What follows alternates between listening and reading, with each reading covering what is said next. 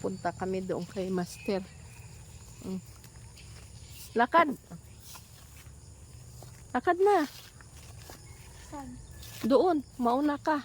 At Saan? dyan, di ka dumaan. Kukuha kami ng kulong-kulong. Ah! Yung wild lemon. Nung hindi uso pa ang, yan, putik. Nung hindi pa uso yung bagong labas nga mga lemon nga alaga ng mga tao. Anong sinauna nga lemon nga ginagamit ng aking biyanan? Yung tinatawag dito nga kulong-kulong. Mabango siya, masarap. Yan. Nasaan yun? Ang kuha namin. Pa! Diyan! Diretso ka lang dyan, oo. Yun ang masarap sa gawaing juice. Lagyan mo ng kaunting katas ng kalamansi. Ay, bayaan mo lang. Oh, lakad na. Nagbaba na, laglag na. Oh,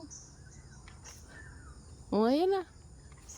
baka naman magpunta. Hindi yan. Lakad na. Umiwas ka na lang. Ha? Oo. Sisigaw na si Master. Katasin mo lang yun at lagyan ng katas ng kalamansi. Ay, ang sarap dahil siya may bango.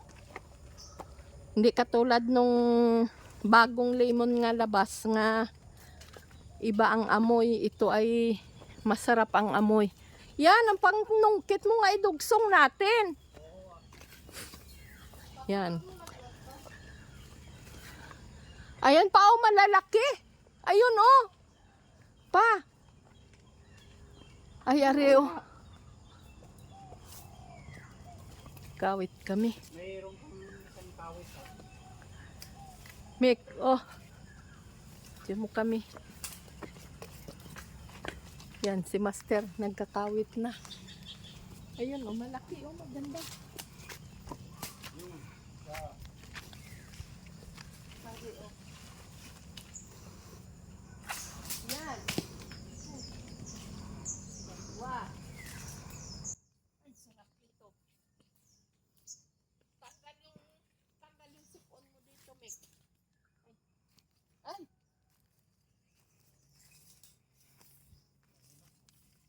Ay, sarap ang maraming katas pag malalaki.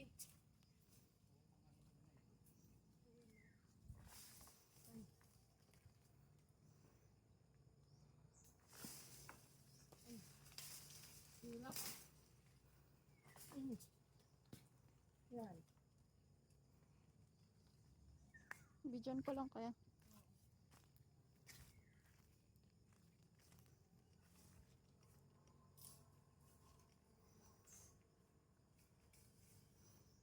Itong tinatawag ni Habalya nga, ano yun pa?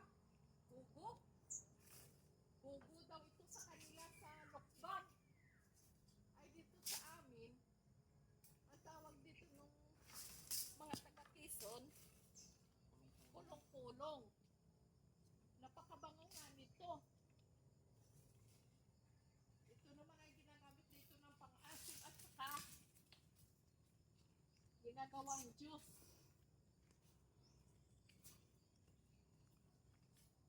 Kukuha kami at gawain namin juice at kami ay sinisipon. Kulang na kami sa vitamin C. Ito kailangan namin.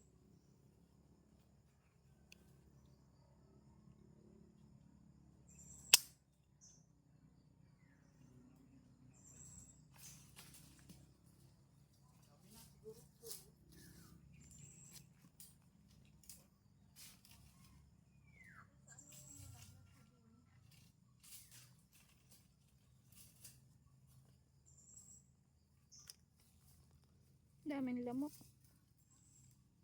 Nasaan ang isa, Mick? Ayan o. Wala siyang kinaiba. Oh, wala siyang kinaiba sa ano? Mick. Wala siyang kinaiba ito sa Daranghita, oh. Yan.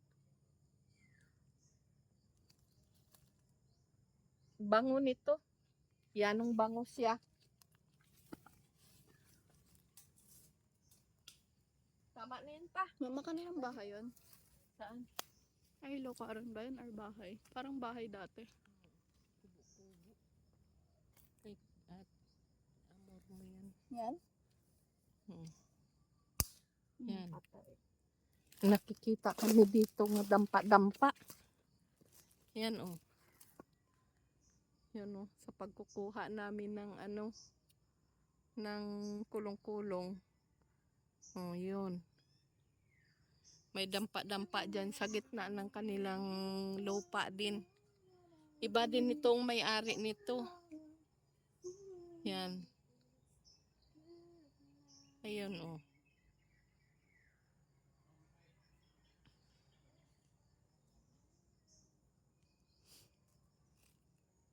Puno din ang tanim dito ng ano, halos gubat din ang ano nito dahil puno ng mga puno ng kaho, prutas, rambutan, sari-sari din. Masipag din ang may-ari nito.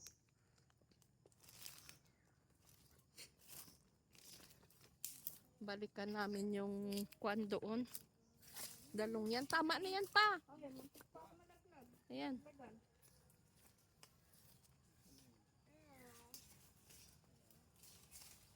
Naganaan si Master magkwan. At maraming bunga ang kulong-kulong. Sarap naman. Kung sa Tayabas yun sila paano? Ang tawag nila gugo. Gugo. Pag shampoo daw nung lola noon nung vlogger nga si Anthony Habalya, napapanood namin sa kanilang vlog kasi sinusubaybayan namin yung vlog noon ay ni shout out pala sa inyo Anthony Habalya at saka si Kabis Friend at saka si Kaotol, si yung anak nila nga ang kapatid nila na si Alex Habalya at saka yung Bomboy Vlogs at saka kay Farm Ben. Yun ay sinusubaybayan namin ang kanilang mga vlog. Nakakatuwa kasi at nakaka-relate ang kanilang kwan. Wag na yung maliit pa. Ang kanilang mga vlog tungkol din sa bukid. Ay kami ay hilig din kami sa pamumuhay dito sa aming bukid. Kaya yun ang paborito namin subaybayan at panoorin. At marami kang makukuhang aral sa kanila nga mga bahagi nga mga video sa kanilang pinupost sa kanilang YouTube channel. Nakakatulong. Tara na. Tapos na, nakakuha na kami ng kulong-kulong. Kukunin namin ay yung dalong yan naman. Gugulayin namin. Ang daming lamok lang sa ganitong ano.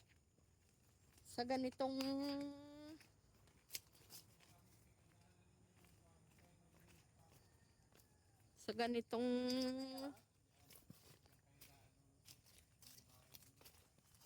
bundok ay ano, maraming lamok. Parang dito. Ang ari na ang daanan natin, Mek. Diretso doon sa taas. Noon. Nung kasi kami noon, nung maliit pa yung kambal na yaan, dito kami nakatira. Tapos, dito kami nadaan, shortcut kami dito, hanggang doon sa kalsada. Kasi medyo matagal-tagal din kami nakatira dito noon sa bahay na ito. Lampas 1 taon kami nakatira dito. Yan. Nung unang dating namin dito kasi dati talaga kami ay nakatira sa Tagkawayan. Dati sa Tagkawayan. Dati kami nakatira sa Tagkawayan nung si Master na sa serbisyo pa. Doon kami nakabili ng bahay. Na bahay na medyo kubo-kubo lang at tinirahan namin dahil hindi kami pwede magsama sa kanya sa kanyang destino. Dahil ang anak namin nga panganay at pangalawa nag-aaral na ng elementary. Kaya kami doon nagtagal ng mga 9 years kami doon sa Tagkawayan, Quezon.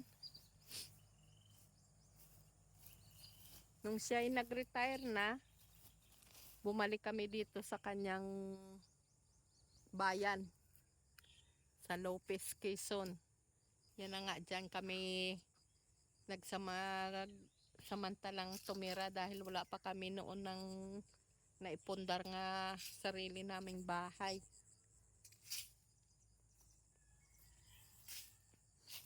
Yun ang aming inano. Nung kami nakabili na ng aming lote doon sa tabing highway, National Highway,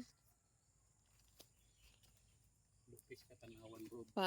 yung malapit sa Katanawan, Lopez Katanawan Road, nandoon kami nakabili, nakapatayo kami doon ng bahay. Yun, saka kami lumipat doon. Kasi dito, napakahirap.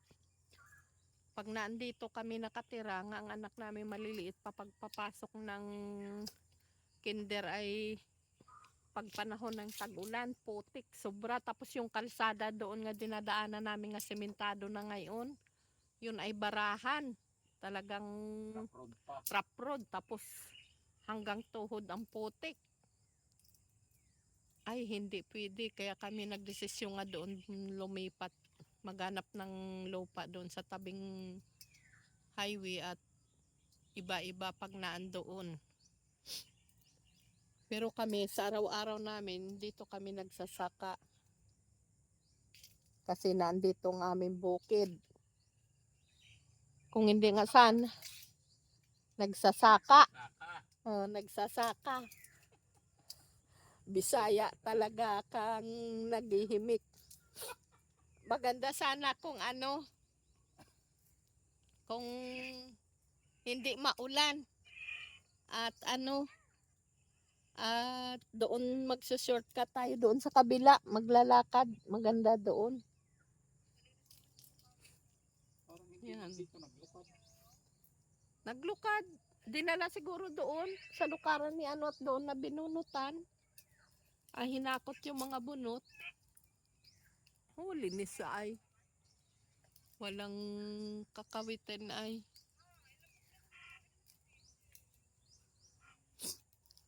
Improvise nga panali nung panali ni Master dahon ng Buli.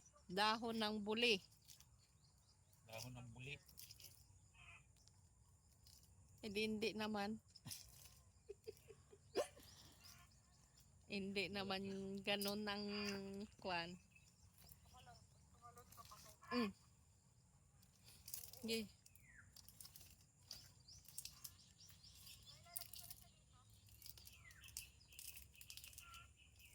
Takot simikmik sa manok ay. Nananalpok talaga yun. At yun ay yung inahin nga sobrang dependent sa kanyang mga sisiw. Siguro may laman yung pispan na. Kawan. Darating na natin. Tingnan natin.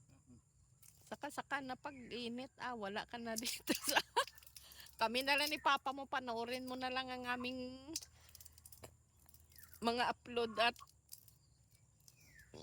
abang kwan ay panoorin mo na lang, ay di parang kasama ka na rin namin sa panguhuli.